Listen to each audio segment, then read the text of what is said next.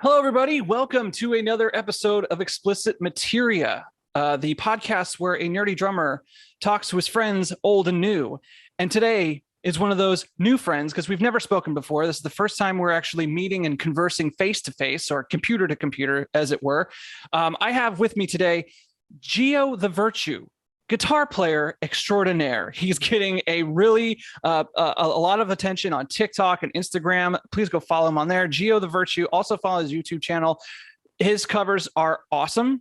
If you are into any sort of nerd culture, he's probably covered it a guitar player style, and it's incredible. Geo, thank you so much for being here, man. Thank you for asking me. Yeah, dude. Like, well, it's funny, like, because I got on TikTok a little like in last June, and your videos kept on popping up, and then then the Sonic cover came out that you did, and I didn't see it, but someone had tagged me in it, and they're like, dude, you got to cover this guy. I'm like, holy shit, yeah, I do. So then we duetted, and I was like, dude, this guy is just, you're so good. Your timing is perfect. You're because those video game tracks, even like for drums, is really hard. I can only imagine how hard it is for guitar. It's oh my gosh. So I'm so glad that the old songs, like, they repeat. I say after a minute, so you could just, like, once you figure out how to play it, you could just repeat it. But man, that 1 minute, oh, it's terrible to learn. Golly. Yeah, dude, they're learning these parts, these old tracks that, and a lot of them weren't designed for real instruments. You know, they're just some guys like moving dots around. You know, and they're like, it sounds. And then a lot of them, you can tell, like, these guys aren't really like drummers, at least in from my perspective. They're just like, no one plays the hi-hat that way, that quick, and just, you know, it's just, but yeah, you try to learn it, it's good. But man, yeah, dude, I love your stuff. It's great. I think my favorite cover that you've done so far is the Full Metal Alchemist one, and obviously the one I did with you, the Sonic 2 as well. But yeah, the Full Metal Alchemist one, which oddly enough is not my favorite opening of Full Metal Alchemist, not that particular theme. I can't remember the other theme. I think it was season 6's theme. The song that goes, you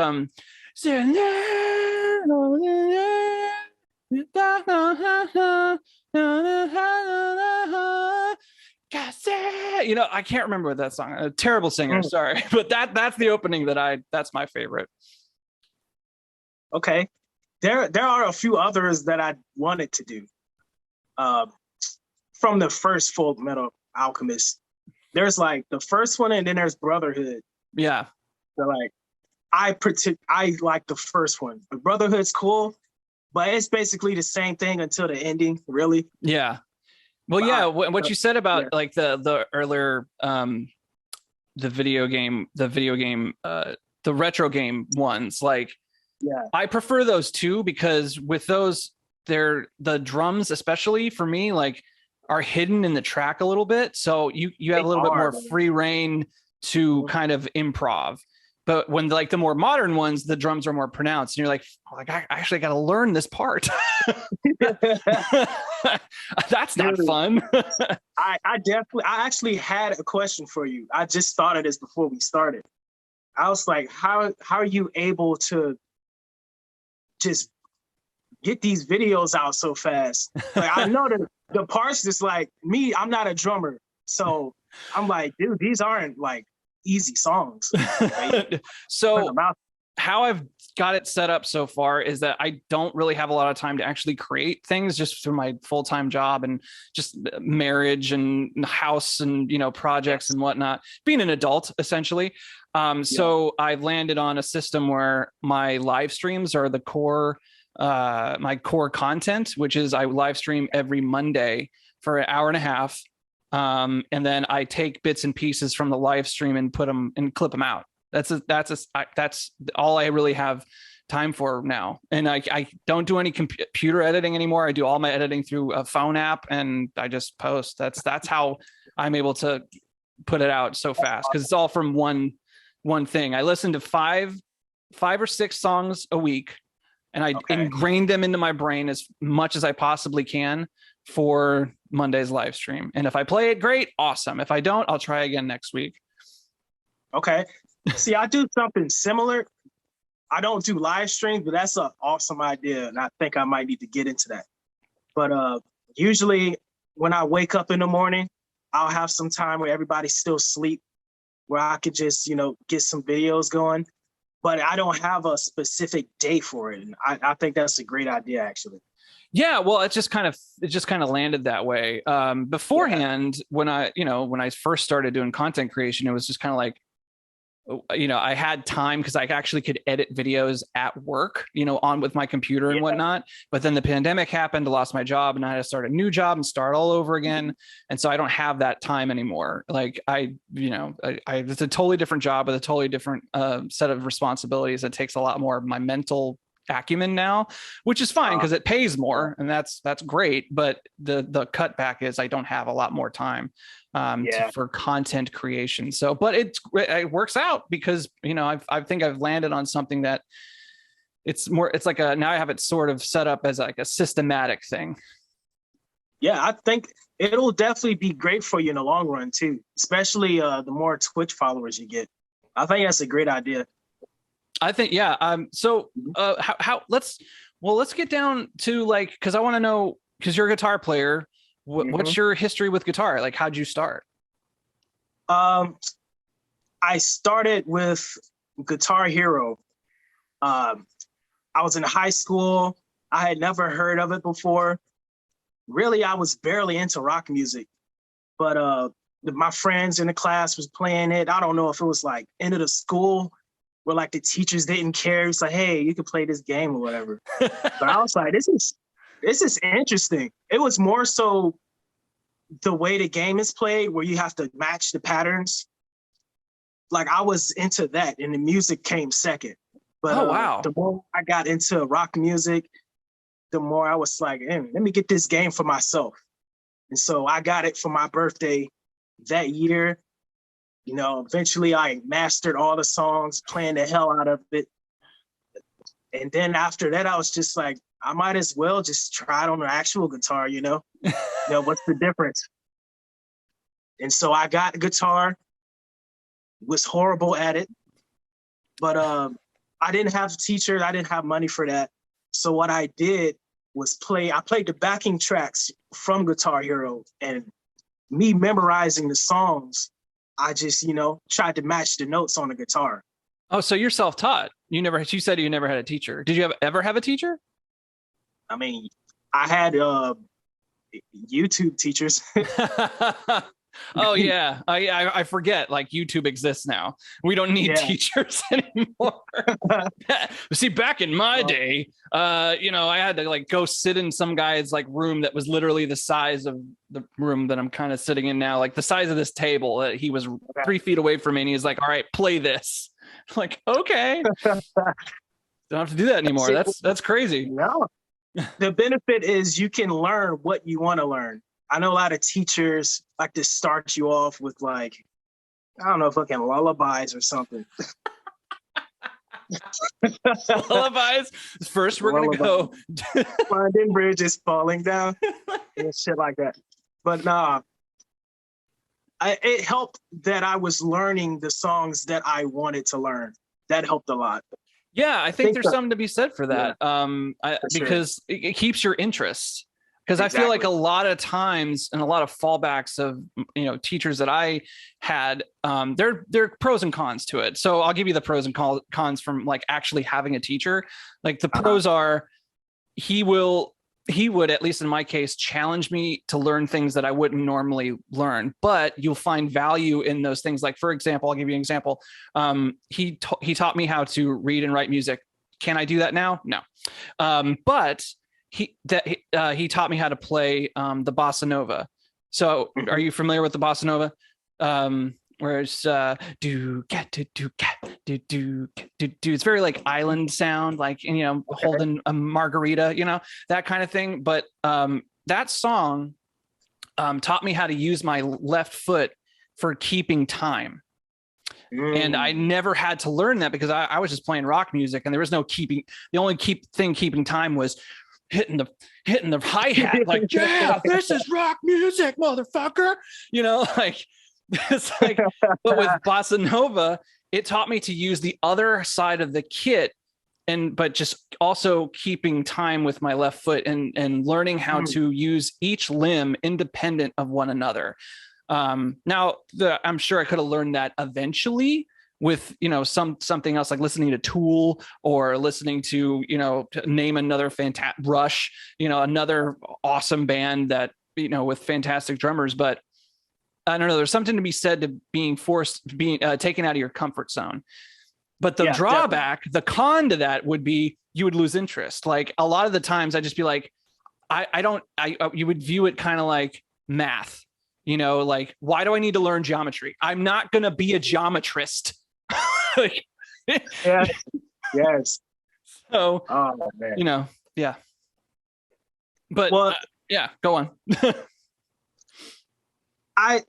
Being self-taught, I do wish that I had a teacher. Like, I feel like if I had learned some of the things I have at an early age, maybe I'd be set up more for success. Like a lot of times I didn't have the greatest technique, and like I'd search videos and try to see what the best one is. I just try a bunch of things instead of just like, I feel like a teacher would have told me and showed me what I needed to do. You know what I'm saying? Or at least give you avenues to learn. Yeah.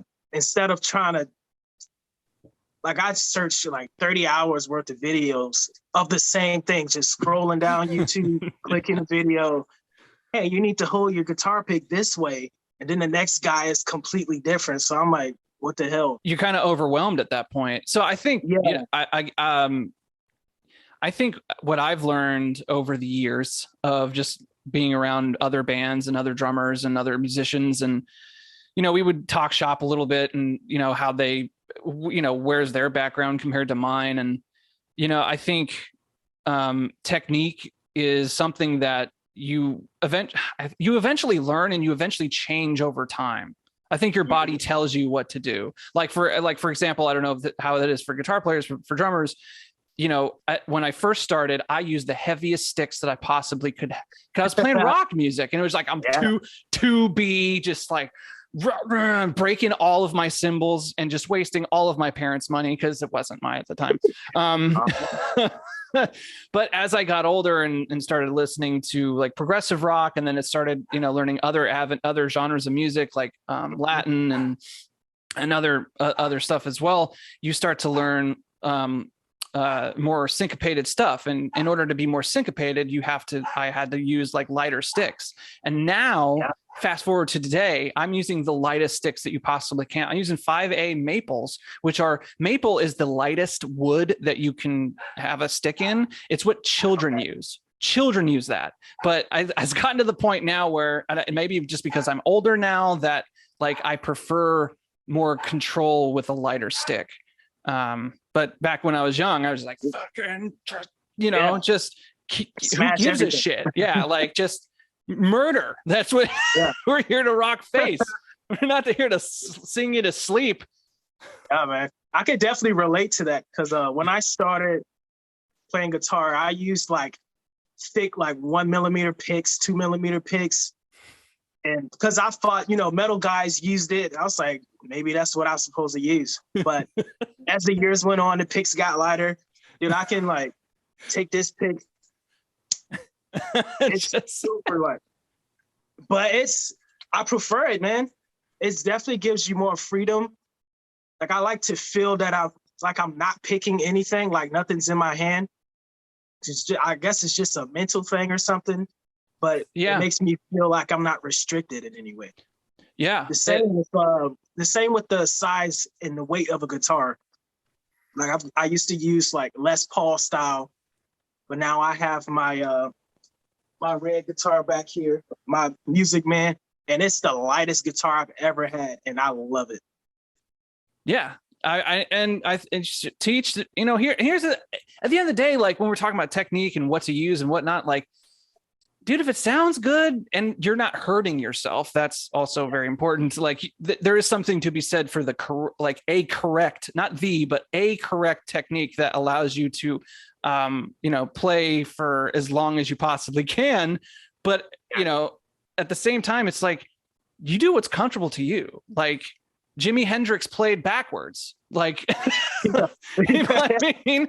Like that's just because how he learned. And it's just, all right, that's just, or was he left-handed? I can't remember, but he was left-handed. Yeah, he was left-handed, but they didn't make left-handed guitars at the time. Am I correct in that? I can't remember. I feel like they barely do now. Yeah, right. Yeah, I'm actually left-handed myself, but I've never seen a left-handed guitar, not where I live. Yeah, it's that's friggin' weird. So wait, so when did you start? Like, okay, you said high school. So how long have you been playing? So, because I'm essentially asking how old you are. I'm 28. Oh, okay. I got my first guitar in 2010. So 12 years. Okay, cool. Yeah. That's so so were you like, did you like, as you were learning the guitar, did you like join any bands? Are you currently in a band? Like, are you in many bands? Like, are you doing the band thing? Yeah, I joined my first band 3 years later after picking up a guitar. And there was a cool spot out here called Shaka's. A lot of like hard rock bands would, play in there. And I got my first experience with bands. And for any musician out there, joining bands is the best thing you could ever do as far as like increasing your learning. It's the best thing you could do. I could not agree more. Yeah, that was more like rock style / hip hop, but I didn't really feel like I was getting better until I joined cover bands, oddly enough, because of the variety of songs you have to learn, the difficulties different, the different styles that you have to learn. That definitely boosted my skills. And I'd say 2018, I joined the band I'm with now called the Fuzz Band. And they're like jazz, they're like reggae, funk music. And like these guys been around for like 20 years. And like, talk about imposter syndrome. But I'm a rock guitar player and like they liked my style and they were like, hey, come join. And like none of these songs I'm not used to. So it was like a whole different learning experience as far as like learning jazz licks and the way that they chord things. Like it was you're learning real music when you're doing funk, jazz, like any of that. That's real deal. Like, hey, you're with the big boys now. There's exactly. I can only imagine. Oh my gosh, man. I can only imagine just like, oh my God, like, is this right? Am I doing this right? Yeah, and like band practice, they're like, they write music and they read music, so they have the lingo, and I'm just sitting there like, what? Play something. Let me hear it. I got you. Dude. I just remember in like my first band that I was in, we didn't know how to read and write music. That's not how we spoke to each other. How we spoke to each other was like, do the junk, do the junk there. And we just instinctively knew what the junk was, like, oh, you just hold the guitar. Okay, that's what it is. It's just, we had like our own little lingo. And then like I moved out here to Nashville. And once I didn't have a band anymore and started playing gigs, like country gigs, even country, like they have their own lingo. They have the Nashville number system where it's just charts, but they're more simplified. And even then you're just like, play it on the diamond. And you're like, play a diamond here. And you're like, what the hell is a diamond? Like, excuse me? What's a diamond? I was like, oh, it's a whole note. Okay. That's what it's so you learn, you pick up these different lingos, but really, I don't know, man. Like I kind of stopped playing Nashville gigs to like focus on my own thing, but it still was fun. I still like playing live. That's all that matters. But like, yeah, like when you said your elevating your learning when you're in a band setting. And I think that's so important because you can learn everything individually, sure. But when you're in a band setting, like we said earlier about being challenged, your other band members will also challenge you because you might have an idea that you think is awesome, but the other band members will tell you they'll criticize that part. Well, not criticize, but they'll, let you know that, hey, that idea is good, but it's not as good as you think it is. Yeah, exactly. Yeah. And so it checks your ego really quick, especially if you really respect your band. Yeah. And it helps you musically know where to put things and where not to. So like at home, usually they're usually, used to jamming and like making up their own parts. But like in a live setting, you're trying to get a certain sound.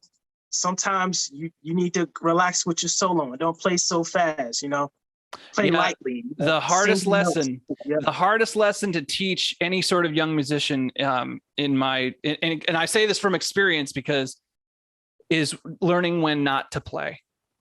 Yeah, exactly. That's the hardest thing, especially if you're young and you're just starting out and you just want to showcase your skills and be like, look how fucking fast I can play my instrument. Again, it's like you got to learn how to and just rest. The magic of the rest. And it took me a while to learn like there's power in that because it's impressive. It's subtly impressive to the crowd when you stop and everybody stops on a dime and it's perfect. It's like there's little subtle things that you learn as you do this whole music thing that people who aren't involved with music, like that stuff's hard to learning not to play. Exactly, man. And also I'd say this band that I'm in now is helping me with solo and improv. Like not judging what you're about to play and just letting it happen kind of thing. Cause before then I'm really like I like to have a vision of what I want to play and then like I'll go for that. But like with this jazz band, they really taught me like making mistakes is okay, Like the crowd will forget if you messed up a note. Like don't hang on that note. Move on. Let's go. Yeah, and they won't even notice. Like they won't even know. Most of the people that listen to music and that go to venues and enjoy music are not musicians. And it's still that way today. Like even when I was in bands and whatnot, it was the hardest thing for me to learn was these people don't know the intricacies of music. They just want to sit here and rock out. They want to get away from the world. They want to listen to your band or whoever's band. It's like they're not going to sit there and like look at every single part that you're playing. If it's not like the album, then I'm leaving. It's never you know who does that? Music snobs. And we don't play for those people. Exactly. Let them leave because they're not going to enjoy it anyway. It's just going to be hawking on anything you do, whatever. Yeah. And if you live out here in Nashville, you'll see a lot of this. Oh man. Yeah. And because you can point them out too. You can point the cross arm people like, oh, he's a musician. He's looking at everything that I'm doing and he's just judging me so hard. So you just try to look at the drunk girl in the front and you're like, yeah, she's partying. All right. Oh. Yeah. There's a tip for all you new musicians starting out in a band. Find the drunk people and follow their energy because they're going to love it regardless of what you play. They're actually fun to watch. That's another reason. Love it. So, man, that's great. So, all right. So you are now getting this attention on Instagram and TikTok through the video game covers and the anime covers that you're doing. So and my question was going to be what came first, the nerddom or the guitar? Mm-hmm. And from your earlier answer about the guitar, I'm imagining you were into like nerd culture video games before you picked up a guitar because of Rock Band. Yeah, Guitar Hero. Definitely. I was definitely growing up the kid that didn't really leave his house, watching Yu-Gi-Oh! And Pokemon, had Pokemon cards. I collected Yu-Gi-Oh! Cards, Beyblades. I was into all that stuff. Dragon Ball Z, watching Toonami. Oh man, those were the days. Yeah, that was my thing, man. And video games like Nintendo 64, I played that religiously. My first system was Super Nintendo. I had a babysitter that had the first Nintendo, the NES. I guess, yeah, nerd culture has always been around. And now, yeah, I finally noticed that it was cool to do it. So I'm like, all right, so let me try some stuff then, People seem to like it. Well, maybe it's not cool, or maybe I just found a niche, but I think it's cool.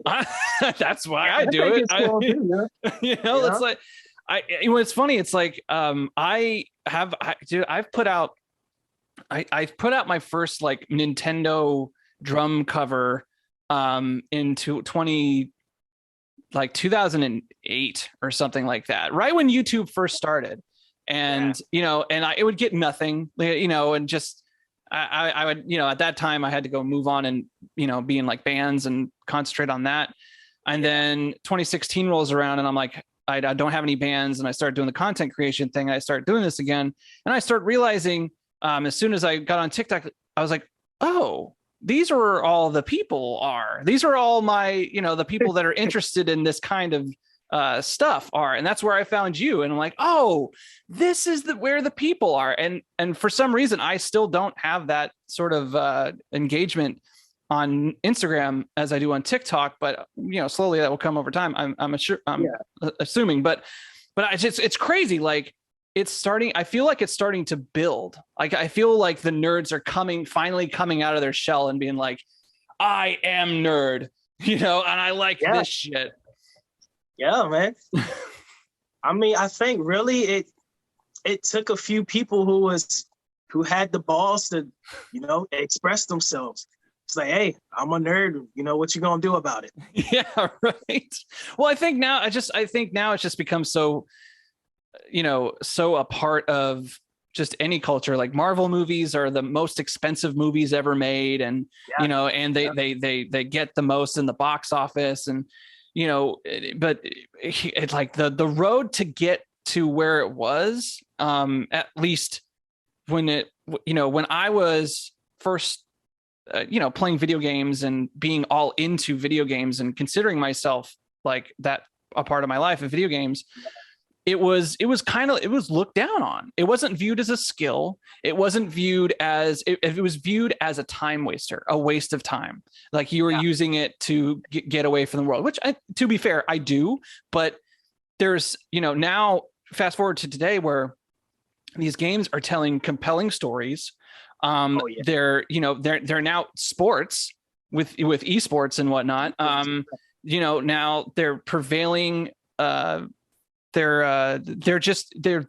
bigger than the movie industry as far as dollars. And I feel like nerd culture is secretly has taken over the world, and without like the world really caring. They're just kind of like, oh, okay, Star Wars is cool now. Okay. That's the thing. What the world thinks of pop culture doesn't really matter. They'll attach to anything that's cool. It's just, once it becomes cool, it's just cool. That's a good point. There's not. Yeah. So really anything can be popular. You just got to have those people who's willing to push it. That's a great point. I had a friend of mine on the podcast a long time ago, and he said something that was crazy, but made so much sense. He was talking about how he was on the football team, and everyone on the football team had like Nikes. Like, it was like set in stone. You were supposed to wear Nikes. That was your thing. Okay. And he comes in because he didn't have the money for Nikes. So he got like these Walmart strap-on shoes that had like this fake Nike. It wasn't some sort of emblem. It was something silly. And he started wearing it, but he was so confident and he was good at what he is, he was a good football player too. Like he was just like, people started saying, man, where'd you get those shoes? And so it became cool to wear these $20 like pair of Walmart shoes. And because like he made it cool. Yep. And so that's so interesting that you say that, because it's like, what came first, the chicken or the egg? Well, the chicken was cool, and then I don't know.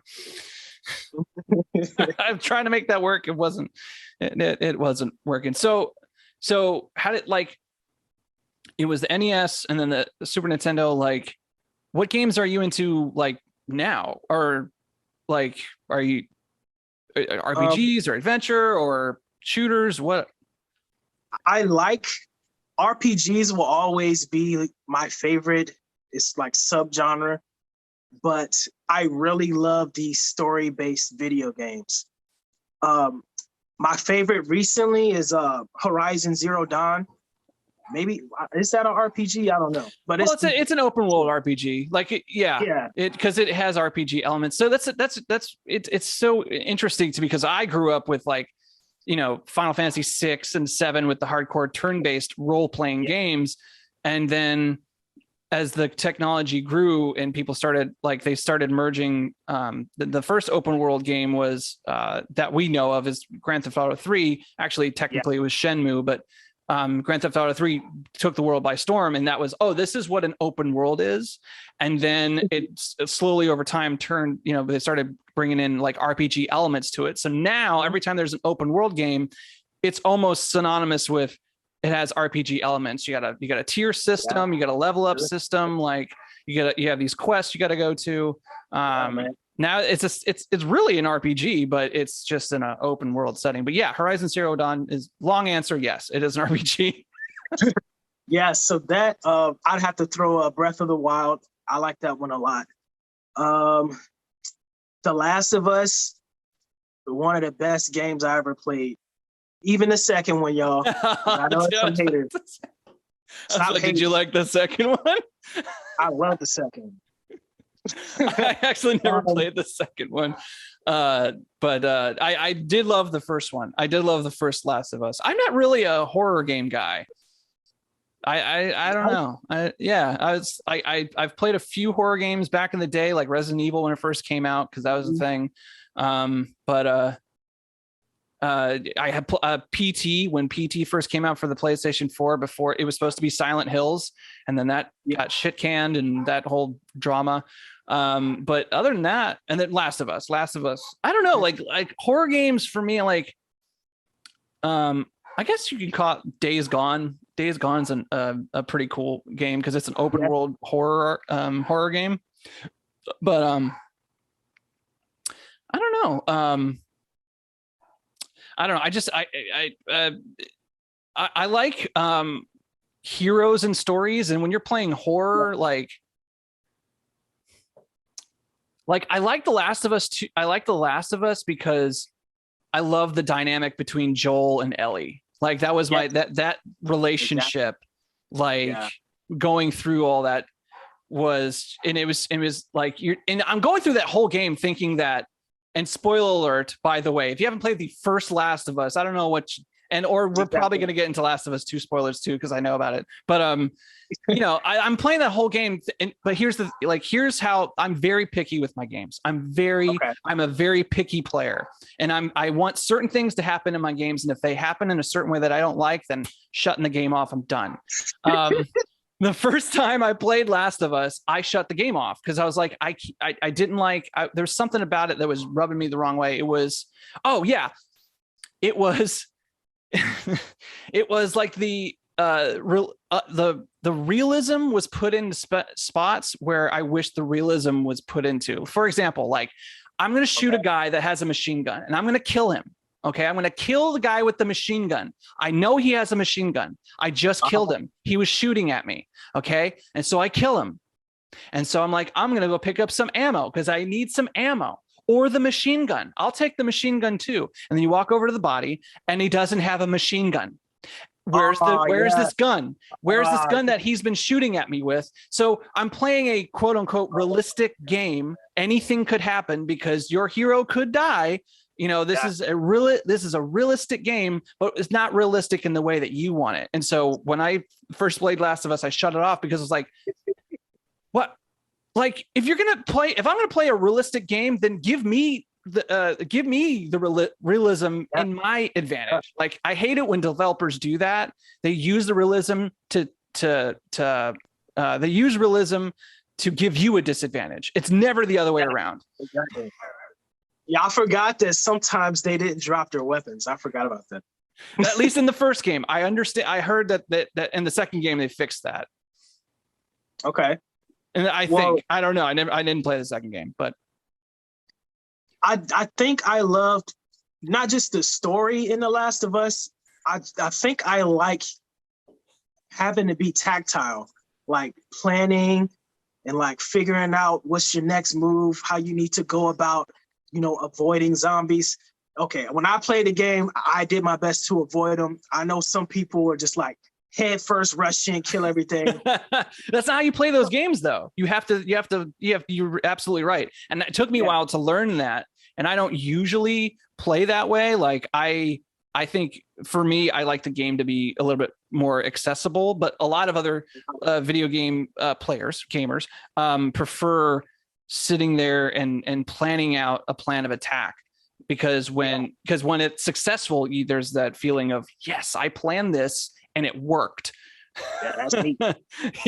So I get that. And I also get that's why like Dark Souls and Elden Ring is so popular, because you can't just run in there and start hack slashing your way. It's like, okay, this boss moves in a certain way, and then you got to learn and figure out how to not get hit. And that, not for me, but I totally get it. I because there in my understanding, there's different schools of thought when it comes to gaming. There's and reasons why people play video games. Like, there's one side where they view games as a skill. Like, I need to master this skill, because once I've mastered it, I get that feeling of like, yes, that feeling of accomplishment. Like, I accomplished something. I feel good. It hits your dopamine centers in your brain, or serotonin. You're ready to go. And then there's the other side of gaming where you're just there to escape. You're there to go on an adventure, to be an elf, to be an orc, to be to take the hero's journey. And there's that side, and that's sort of like reading a book, or just like losing yourself in a story. And it's just so funny when like a game like Dark Souls or Sekiro comes out, people just, those two sides rush into each other. Those two sides, they just bicker and bitch, and it's hilarious because it happens every single time. Oh man, I love that. Yeah, gaming, people can really take those arguments seriously, man. Too seriously. It's like football teams, man. Oh my God, yes.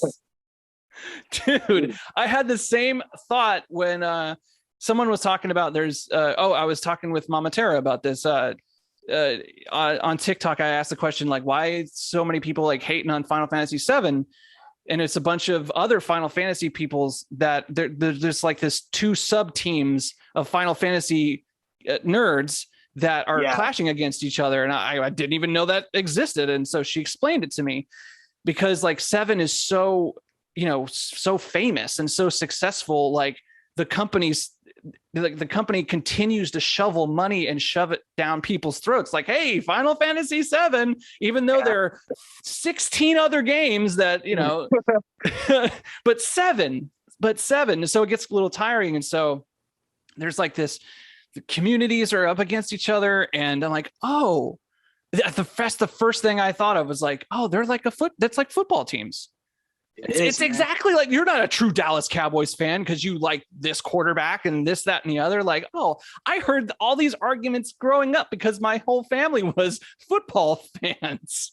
Exactly, man. I mean, I do get it, but I would be proud that Final Fantasy VII really opened the world up to the series. But I guess some people don't get it, man.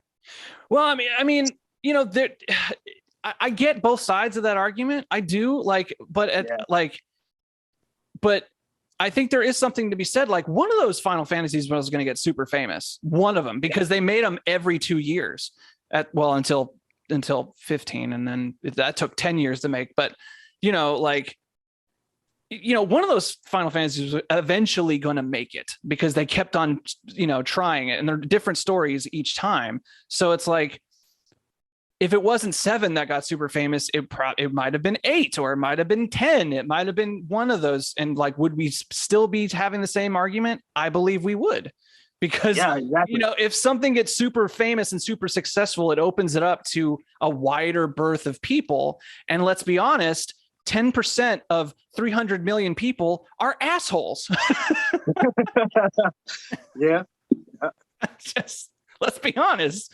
So, and that's why, like, when people get super famous on social media, you know, they oftentimes go down this road of like responding to negative comments. And then people are saying like, why would you even say negative comments? And I'm like, because they're so famous. They're so much more famous now. They've opened themselves up. It's actually really, the silver lining is it's a good thing, because they're now they're so big that they're inviting the 10% of assholes. Exactly. Yeah. It's actually a good thing. I'm waiting for the assholes. So, I haven't met too many of them. I guess that means we're not where we need to be yet. We're not there yet, man. We need, you know, that's the sign that we've made it. Once we start getting guys saying, you know, that's actually not the right part. What you actually should be playing is a 16th note instead of an 8th note, and you play the 8th note there, and it's supposed to be on measure 5. And you know, like, I'm waiting for that guy. Where is that guy? Yeah, those comments are gonna get pinned. Oh, man. Pinned, and it's like, this guy is a better musician than all of us. I mean, he knows, obviously. Exactly. He's so confident that he's willing to put it out there into the universe on my page. Yeah, go follow his private account. Yeah, go do that. Yeah, go follow his bot ass account. That's so funny. But yeah, man, like, I see that all the time with like Sunfire on TikTok. Do you follow her at all? No, I don't. No, she's great, man. She does like basically the same thing I do. She has a live stream that she just plays drums, and she's just rocking out. She wears all kinds of crazy costumes, and she like, she's just great, and she's just having a blast. She's having so much fun. But, you know, it's like people, you know, request songs in the chat, and she plays them and tries to remember the songs and tries to play them. And yeah, the parts aren't perfect because, like, you need to practice those. And if it's like, it's on the fly, it's not going to be perfect. But honestly, I think it's too, because she's a girl, you know, and it's just like, dude, that's fucked up. You're like, would you be doing this to, you know, me? Like, would you be doing this to me? Like, but she's great because she gives it right back to him, and it's awesome. Just like, she'll like call him out like in the chat and just be like, this, I'm not gonna play now because of this fucking guy. And people are chat like in the chat are like, yeah, fuck yeah, let's go. Like, so, and I love it. I love it. She's great. I need to have her on the podcast. I'd love to talk with her about it. But but she's great. You should follow her. She's great. So you said, like, so you haven't had like the sort of negative comments coming at you and like, you played it wrong. Blah. Yeah, not as much as I expected. I say I've gotten that more on Instagram, but my numbers are also higher, so maybe that has something to do with it. Well, then that means you're doing something right.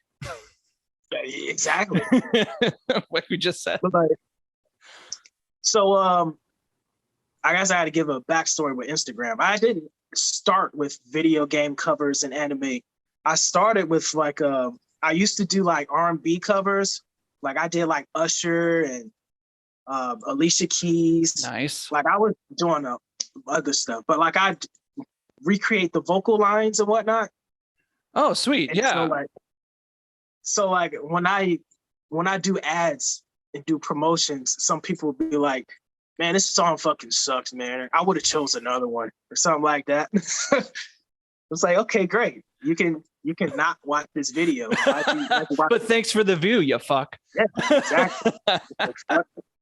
I got mine, so whatever. Exactly. Like, I used to get those, or I did Smells Like Teen Spirit, like a few months after that. And it was like, of course you picked this fucking song, or some shit like that. I don't get a lot of comments on my plane though, so I don't know. I ain't doing something right. Yeah, you need a plan. No. Of course, like that just blows my mind. Like the kind of comments that people would leave sometimes, of course you'd pick that song. Like, why? Of course. Can you explain? Like, I'm more fascinated by the question than anything else. Like, so what is it about Gio here that said, do you know him? Like, is he a Nirvana fan? Like, does he have Nirvana in the back? Like, that question doesn't make sense. Like, come on, let's make these mean comments make sense at least. Yeah, man. Dude. And that song, Sterling by Music Man, which is the company that makes my guitar, they shared the video on their Instagram page. And like, of course I was stoked about it. Yeah. But there's those, musicians who's just like, they were hating on Smells Like Teen Spirit. I was like, damn. They're on the song? The song. The actual song. What? Yeah. And it's just like, you wasted such a great guitar playing this fucking song. Shit like that. I'm like, God, man. There's nothing, dude, there's nothing worse than, okay. I know, like, we were just talking about gamers and how gaming communities can get toxic because there's toxicity in every community. But dude, music snobs are the worst. They're the worst because they do nothing with their talent if they have any. And they sit around and they bicker and bitch at people who have success. And they go, well, because they think that these people didn't work as hard. And maybe you're right. Maybe they didn't work as hard. But you know what? Maybe they have something that you don't, which is charisma. Maybe they just they have a nice personality and it's magnetic. And they're just it's like, oh, I like this person. They're not playing something like, it's not talent. Talent is ordinary. Like, everybody has talent. A 5-year-old can play better than me. I've seen it. I have seen it. I've seen prodigies on the, and that's great. That's awesome. And the fact that they're children is what brings them to them. However, the only person that I've seen that is a child prodigy that has actually made something out of their career is Tony Royster Jr. That is the only person that I'm aware of. Now, I'm pretty sure there are more, but I'm just saying, like, he has something else besides his talent. He taught, he started teaching, he started like doing things with his talent, not just sit around and like, I don't know, just bitch and complain. I can play that better. I can play that better. And it makes them feel better. Yeah. It's like, do something. I remember one guy, same video, was talking about how he could play better, and like then you go over to his page, and it's not. I expected what I saw actually. It's like, let's see what this guy has got up. Yeah. It's just yeah, man. I'm super good at what I do. I told you guys, man, I'm great. But yeah, I mean, even like I would hate, because I never like was into like the actual instrument of drums. That was never my thing. I wanted to play drums because it was fun and I like banging on things, literally. And I like also entertaining people. So I wanted to get a good enough level to entertain, but I never wanted to like perfect my instrument. That was never the goal. So like I would hate getting into like conversations with other drummers when they would just talk shop nonstop, and they would just talk about the drums and the tuning and the type of cymbals that you're wearing. And I'm like, dude, what's that scene in Dumb and Dumber where he's like, no, and I don't care. Like that was my reaction to these conversations. It's just like, I don't. Can we talk about Dragon Ball Z's latest episode? Exactly. I feel the same way. Like, I like to say that I'm not a guitar player because, like, I don't care about the specific pick or this pedal versus this pedal, or like this guitar amp has tubes in it and the other one doesn't, and that's I don't fucking care about that. Dude, same. It's just like, it's like I have producer friends who are just like, they're not masters of, I mean, they're really great musicians, don't get me wrong, but they were more interested in learning everything about every instrument. And because they were producers, they wanted to be producers. And so they wanted to learn what all these instruments do so they can have more avenues to make a song sound good, you know? So that's, okay. So that kind of stuff is great, because I have those, you know, that's because they're using it for something and they're not like pushing it down your throat. But it's the ones that just, God, they just live and breathe and die. And I'm just like, dude, there's other things in the world that are fun. Like, I don't get it. And like, even with like collecting instruments, I don't collect guitars. Maybe one day, but I don't really care for it. Like, I want one that's versatile and it sounds good to me, and that's it. Like, I really don't care. Yeah, I could never understand, or I can't understand like how you can afford it. Like, exactly. And like I like, even with like in the retro gaming community, like I'm part of this community now. I'm like, and I'm following all these people that have this giant rooms of collections, and I'm like, I have this that's all I have, just this shelf, the bottom shelf, and that sword, and a few things in the attic, and that's it. Because I didn't have the money to do that. And like, I could have kept all of my games over the years, but I was too poor. I had to trade them in to get more. Exactly. And so, and I've talked to some of them. It's like a lot of the collections have been in the last like 10 years, because 10 years ago, like, games were super cheap, like older games were super cheap. And so you could just go to a flea market and buy something that's now worth $500 for like $5, you know, and that's how they built their collections. And some people even kept all of their stuff over the years. I just was never able to do that. And the same thing with instruments. Like, I have one drum set from 2011, and I had that because my old drum set burned in a fire, and I had I had insurance money, and so we used that insurance money to buy a new drum set. And so I have that set, and then I have the acrylic set that I used when I was in Five Knives, and that actually cost me money. It was like $3,500. And then now I have this electronic Alesis Strike Pro kit. Those are the 3 drum sets over however many years I've had. It's just 3. It's just 3. That's it. Yeah. That's all I have. But I know drummers and guitar players that just, like you said, they collect, and they just keep, you know, there's all this guitar does this. I'm like, but it's a guitar. Exactly. Yeah, like one of my favorite players, Steve Vai. Like, he has like his studio, and it's a wall full of guitars, and I'm like, I get it, I guess, and it's not that necessary, man. But, you know, to each their own, I guess, you know. Well, if you're Steve Vai, or see what happened, and I think it's in Steve Vai's case, I'm sure they just gift him guitars, not cars. They just get like, oh my God, you're Steve Vai, here, have one of our newest guitars, because you're one of the greatest guitar players to ever live. Yeah. So I think once you hit a certain level of status, then it's okay to start collecting, because they're free. And once they're free, I'm like, all right, I'll take them. Okay, sure. The first thing I'm doing is putting it on eBay, because I want to buy something else. That's what it is. Signature, just put it on eBay. You know? Just make sure that the company doesn't know that you did that. Yeah. You're like, wait, didn't we just give him that guitar? Must be somebody else. No, that's another one. it says Geo the Virtue on it though.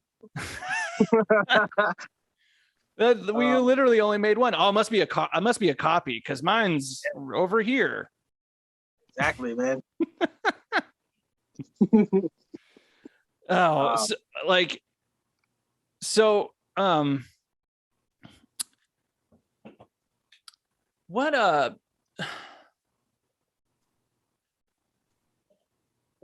your like goals, like as far as like what you're doing now? Like, where do you want it to end up? You know, do you want to like use this to like piggyback onto something else, or do you want what you're doing to get super big and super huge, or are you just who cares and want to just have a good time? Honestly, I can never answer these questions because I really don't know. Like, I started on social media to get a following for, if I want to do originals, there'd be, a crowd that, I've cultivated who'd be willing to see, watch my stuff or listen to my stuff. But once this video game stuff blew up in the anime, it's all it does is open avenues. So like the bigger I get, more opportunities show itself. And now, let's say in the beginning, I was just like, I'm going to like sell sample packs. And I want to get studio work where I get paid to do guitar solos. And then this anime video game stuff blew up. So now I'm like, well, I'm going to play this stuff live, because I know it's not common for people to play shows and do like video game anime covers. So that seems interesting to me. Dude, the reason why I asked you that question is I had the same thoughts. I had the same fucking thought. I was like, dude, like I want this to get like so, big enough so I can actually start playing this live and actually play to a crowd and, essentially do what I do on my live streams, but actually in front of people.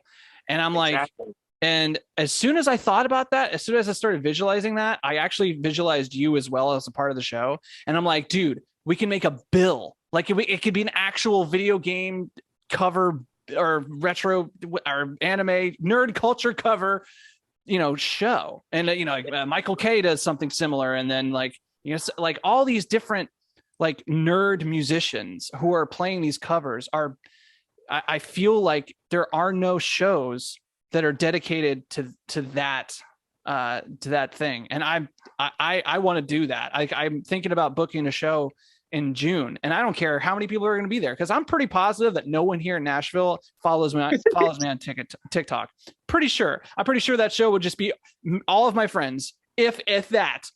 Yeah. But I feel like I got to put my foot in the door and I got to start doing that. Exactly. I'm not getting any younger. Dude, I feel like once people know that you're there, they would come, because there's so many video game fans that they're at their house right now playing the game, but like there's nothing for them live. Like the closest thing I've seen are like orchestras doing like Legend of Zelda music or something like and that. There are like cover bands. There are like cover bands, but not. What's different, like what's great about live, like my live stream anyway, is that I'm interacting directly with the crowd through the computer, through the chat, obviously, but like, and the one of the funnest parts of the live stream is not the songs that I've been listening to for the week, because that's just sort of like, hey, watch me play this and look how good I am, or watch me suck at this. Like watch me attempt to play this song. The biggest fun part about it is, them sending requests of songs I have never listened to before. Yes, but it's from a game I've never heard of, but they start explaining what the game is, and I listen to the song and I'm like, dude, this song is sick.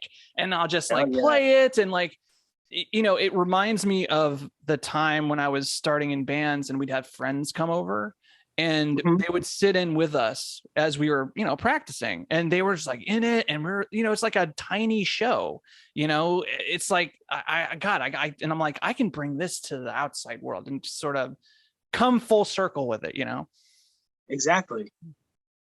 Yeah. Like even like I was envisioning with this stuff, you know, like this standard show where like you're on stage and you have the crowd way back here. Like I was even thinking about something more intimate. Like not even like them rocking out to you. Like maybe like just playing like right in front of them where they can just chill out around you. Like you don't have to be standing up. Maybe you could be sitting down, chilling out. Yeah.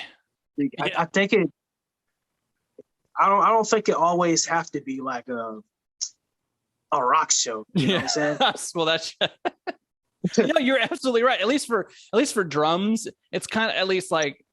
I mean, I'm not a jazz player by any means, so playing soft is like not a part of my usual thinking. Yeah. But I can like for guitar though, you have so many like avenues in that space. I mean, hell, you can bring in an acoustic guitar and just sit down in like at a shopping mall and just be like because you can't really do that with drums. Oh no, not with drums. Not with drums. Not with drums. You know, like if I want to get escorted like immediately, I wouldn't even have time to set up my drums. I'd be setting up and the security's like, yeah, you're gonna get the fuck out of here. Oh man. We're gonna have to stop you before you start. Hey, unless you want to get some cocktail drums. Well, I did have a what is it? A djembe? Is that what it's called? No, that's is that what it's called? That little box. I forget what it's called, but I had to buy it for like a country gig, and it's like a little box that you play. Okay, yeah. You know what I'm talking about? Well, I can't remember what that thing is. Cajon? Is that what it's? I think it's called a cajon. Yeah, cajon. And you know, it has a like bass notes, so you use for the bass, and then you hit the top part for the hi-hat and snare. Mm-hmm. And then like that's cool. It's not the same. It's you know, it's like drums. I'm sorry, like I look at drums and like drums aren't supposed to be played softly. That's just me. Like I know a lot of jazz players will hear that and go, "How dare you? You're not a true musician." You know, I'm like, yeah, probably not. But I grew up around, you know, Metallica, Nirvana, and you know, punk music. And, you know, it wasn't until much later that I started to appreciate other styles of music. But when I grew up, man, it was like, I wanted that angst and that you know, anger and like, I had nothing to be angry about. Like I was listening to Slipknot and Mudvayne and all that stuff. I'm like, my parents are still together. They're loving people. Like you know, my family wasn't poor, but we weren't rich, but we weren't like, you know, distraught. Like I'm just sitting here like rocking out. Like, yeah, don't tell me to clean my room, Mom. You know, like I'm so angry, but I love that stuff, man. I was so into it. It's a great release, man. It really is. I gotta tell you, like, I really am into the extremes of music. Like, I love like the hardest of hardcore, like breakdowns, like, but I also really dig like really groovy dance music. Like, like saxophone, like gets me going. Like, I love saxophone. And every time I hear a saxophone, I just want to like, yeah, just give it to me. Yes, man. I don't know, man. I don't know if it's the timbre of a saxophone, but like it's just so smooth, man. And like when they hit their little runs, their little solo runs, I love it. I love it. Dude, it gets me going every single time. Whenever someone requests a song that has a saxophone in it, like my immediate reaction is, it's so tasty. It's so good. Do you have a saxophone in your player in your band? Yes, saxophone and trumpet. Dude, that's having a horn section in a band. That's I'm so jealous. I wish we had that back in the day. I'm sure that's a lot of fun. It is. Not when you're next to them and you're trying to play guitar because the frequencies clash. But on the other side of the stage, I love to hear it. Yeah. It's funny being a drummer and you're just kind of like, even me as a drummer, like I understand how annoying the drums can be and are like, because I'll walk into Guitar Center and let me know if this is the same for guitar players. Cause I don't walk into the guitar section often. So I'll walk into Guitar Center and I'm just listening to some fucking kid just on the real drums, just just loving the crash cymbal, and I'm like, oh, and it's like multiple drummers just going, not playing together. It's just noise, and I'm just like, chaos, man. can I get out of here as fast as possible? So when you walk into Guitar Center and someone's playing Cat Scratch Fever for the first time, and they think they're so good, and it's a lot of it is some guitar players are hesitant, like when they're in the public, and you can hear it in their playing, and so I kind of like feel awkward for them. Oh, it's an opposite feeling. Like the drummers are too confident, and then the guitar players are underconfident. Exactly, man. That's what it is. Like the people that actually know how to play, they won't play the instrument. Like they'll go in there, they might play with the amp off and like doodle. Yeah, get some headphones and just kind of like, all right, cool. I like these strings or whatever. Yeah. But like, yeah, the good players won't even turn an amp on or anything. But the hesitant ones, those are ones that'll plug in. I don't understand, but whatever. It is funny though. Like it's been a while since I've actually walked into a Guitar Center, but it's like there are moments in time where you will walk into a Guitar Center and they are an indication of the moment in time, meaning like, okay, like in 99, Korn was really popular. And so what's that song, Freak on a Leash, or is it no, it was whatever song, you would hear like a line from Korn and you're like, that's Korn. And then like 5 years later, it'd be 2005. And then, whatever band that was popular then, you'll start hearing, stuff from them. And it's just like, I don't know. It's just something. So I wonder what, I don't even know what's popular now. I couldn't even tell you. Really? Like guitar? Nothing much, man. Everything's really diverse now. There isn't like, rock music isn't the main focus as far as like charts now. What's interesting though is Machine Gun Kelly is bringing back pop punk, which there's like I've seen like a bunch of drama around that, but like a lot of pop punk players are coming out as like, oh, he's ruining our genre of music, and I'm like, no, he's not. He's bringing your genre of music back because it was forgotten for the last 15 years.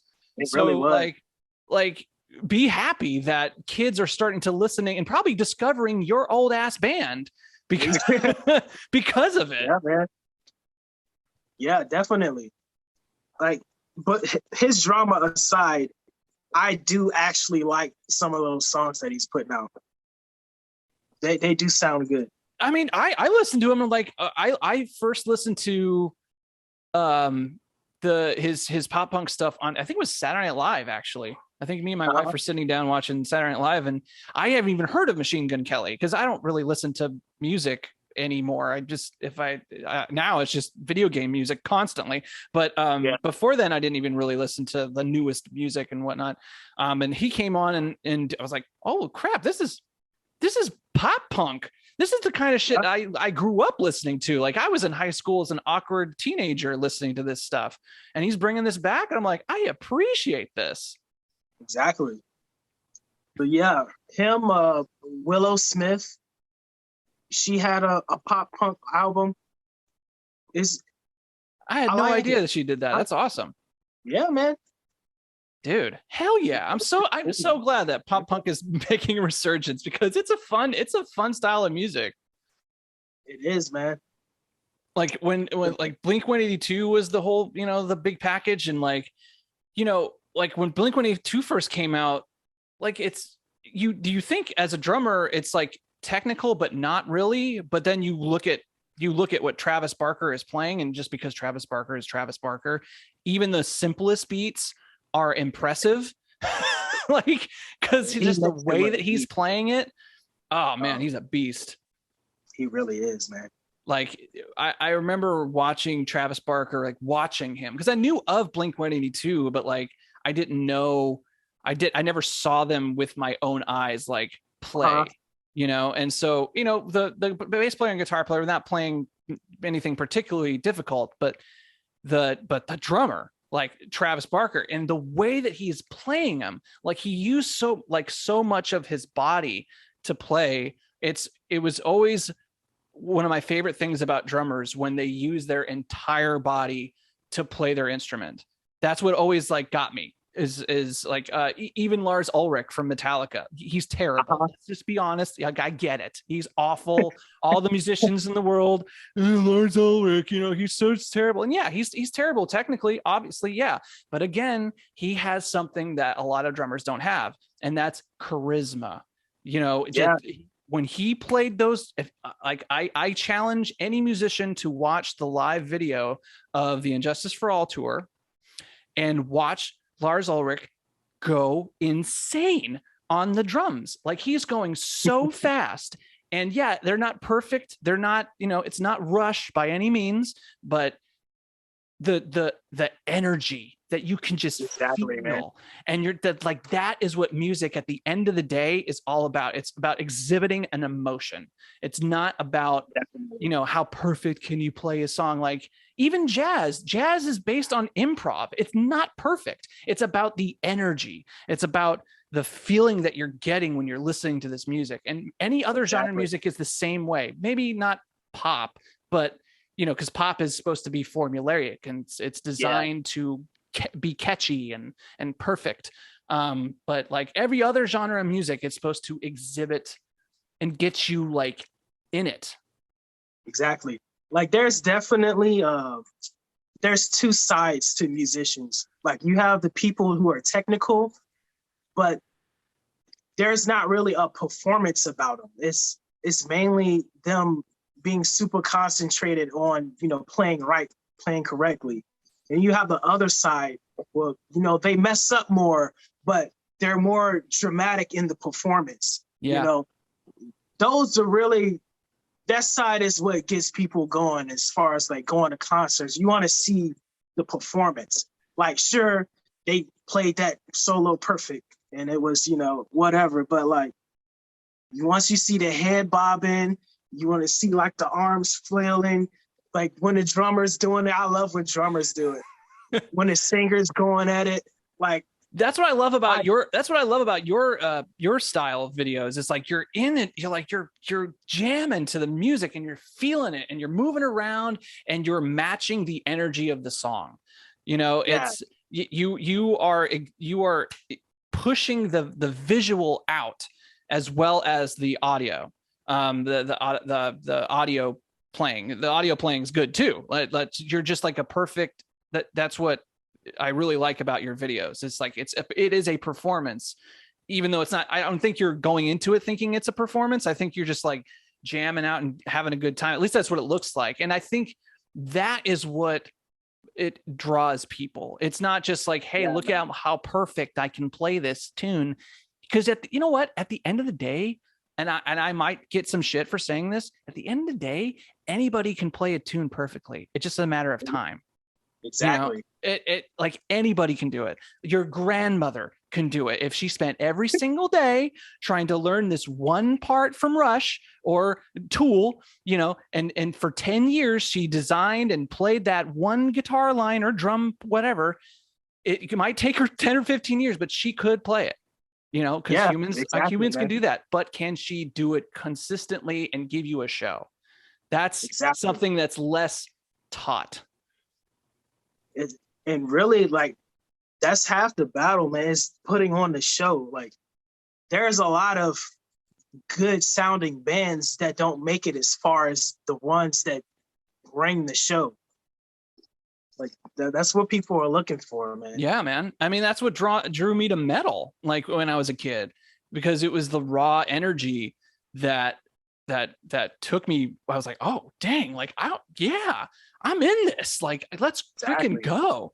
And even to a larger extent, like, okay, this is kind of a bad example, but not really, because I do get the same feeling from like a really good dance song.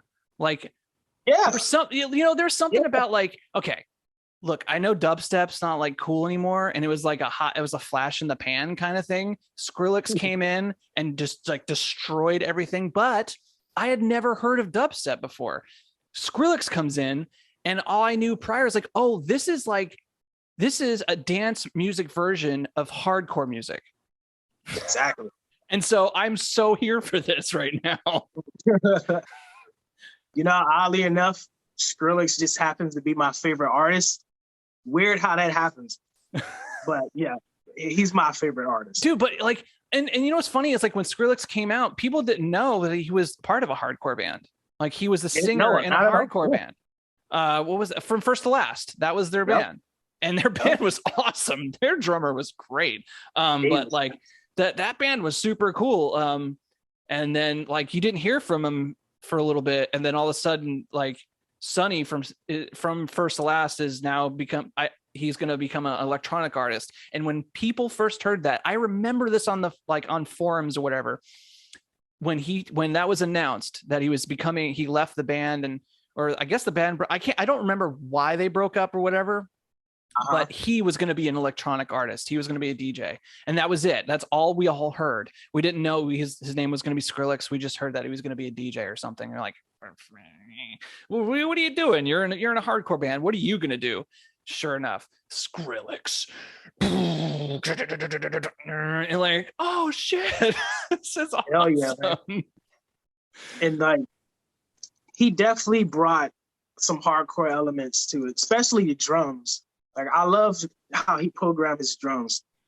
Well, they were hard hitting. They were almost, in my eye, and I don't have like a producer ear by any means, but like what it meant to what I felt when I first heard Skrillex, I was like, the way that he programmed the drums and tuned them and edited them was, this is how a drummer would play this style of music.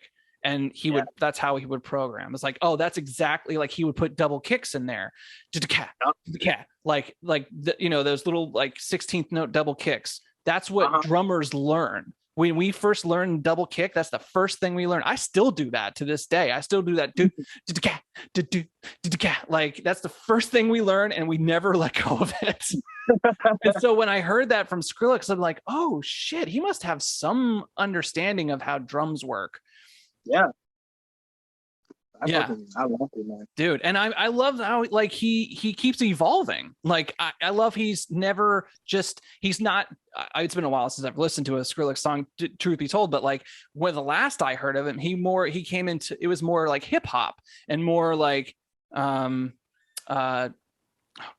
trap. Like it was going trap music style too. And I'm like, oh man. See, and it sounded great. You know, it was still, but that still had that Skrillex style to it. And that's a mark of a good musician, when you can evolve with the times and also still remain like true to yourself. That's really hard to do. Yeah, it is. And especially when you're following, like there's always going to be that core group that just follows you wherever you go. But everybody else that came in during a certain era, like they'll shit on you for changing, for sure. Because man, I know, because you're a musician too, so I know you've had this conversation with other musicians. Like, man, nothing beats their first album. It's always the first album. Why, man? Why? But you know, I've had this conversation with other musicians. Like, look, man, it's okay. Like, I'll give an example, like Metallica. Okay, when Metallica first came out, they came out guns a-blazes. They were young, they were drinking, they were just, you know, it was just in your face, everything. But you know what happens? People get old. People start having families, and eventually, like, you're not that, you know, piss and vinegar, you know, fight and fuck young teenager anymore. Now you're an old man. Like you have money now. You can do whatever you want more than you could when you were a young, you know, angsty teenager. Exactly. Like your music, like almost it'd be impossible to continue to do the same things, or at least like say this, like, and not change a little bit, you know, because you're a different person now. Yep. It's like musicians get penalized for getting like happy with their lives. Like, I want to sing about happy stuff now. Like, leave me alone. Yeah, can I? Please. Like, it's just it. I don't know. I never. Well, I get it, and because I do get it. I do get, like, you'll listen to the second album or third album, and you're kind of like, okay, they're starting to lose their luster a little bit because I'm not feeling it. I'm not feeling this anymore. So that's why I said it's hard to maintain your identity and still create albums and evolve with the times. That's one of the most hardest things for any artist to do. Absolutely. I remember I was a huge fan of Panic at the Disco's first album. Like this, I loved Panic at the Disco. Like, it was like fun and dancey. It was a lot like Fall Out Boy, but just different. Like, it was the drums were more rhythmic. Like, it was more like more almost, it was dancier. Like, it was a dancier, more fun version of a Fall Out Boy. And then like, and then their second album came out, and I don't know, like, I have friends who are more into I would say they're better musicians than I. They would listen to the second album, and it's a drastically different album. It's like the Beatles. It is literally the Beatles. And so they went from like hardcore, like and then